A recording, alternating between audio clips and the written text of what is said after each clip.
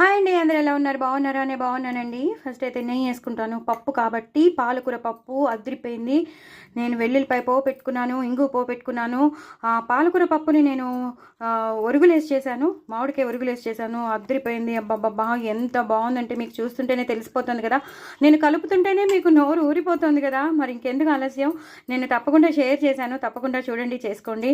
Long video కదా అని వదిలేయద్దు దయచేసి. ఇగో వెల్లుల్లిపాయలు పోపు బాగా నేనైతే వేసేసుకున్నాను. నాకు చాలా ఇష్టం వెల్లుల్లిపాయలు. సో వెల్లుల్లిపాయలు ఎక్కువ వేసేసుకున్నాను. సో ఇలా ముద్దలో పెట్టుకుని తింటే సూపర్ ఉంటుంది. ఎక్కువ నెయ్యి వేసుకున్నానేమో సూపర్ ఉంటుందండి. చపాతీలోకి బాగుంటుంది, పుల్కాలోకి బాగుంటుంది, రోటీస్లోకి బాగుంటుంది, ఇంకా అన్నంలోకి అయితే చెప్పక్కర్లేదు. సో అంత బాగుంటుంది. అప్పడాలు ఉంటే బాగుండును, మా ఇంట్లో అప్పడాలు కూడా లేవు. అలాగే వడియాలు ఉంటే బాగుండు, అవి లేవు.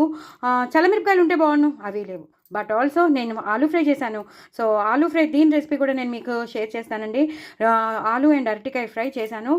దీన్ని ఒక బ్యాటర్లో కలిపి చేశాను. షార్ట్ వీడియోనే తప్పకుండా చూడండి, చేసుకోండి. వెల్లుల్లిపాయలు ఎక్కువ వేసి చక్కగా చాలా బాగా వచ్చింది. టమాటో సాస్ కూడా లాస్ట్లో వేసాను, సో దట్ మంచూరియన్ టైప్లో రావాలని.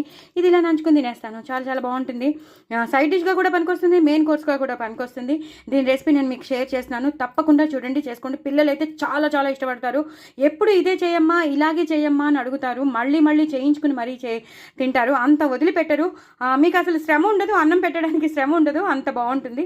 సో ఆలు అరటికాయ ఫ్రై చాలా డిఫరెంట్గా, అంటే బియ్యం పిండి ఆ బ్యాటర్స్ అన్నీ కలిపి గరం మసాలా, చోలీ మసాలా అన్నీ వేస్ట్ చేశాను. అందుకే చూడమంటున్నాను. తప్పకుండా షార్ట్ వీడియో కాబట్టి తప్పకుండా చూడండి.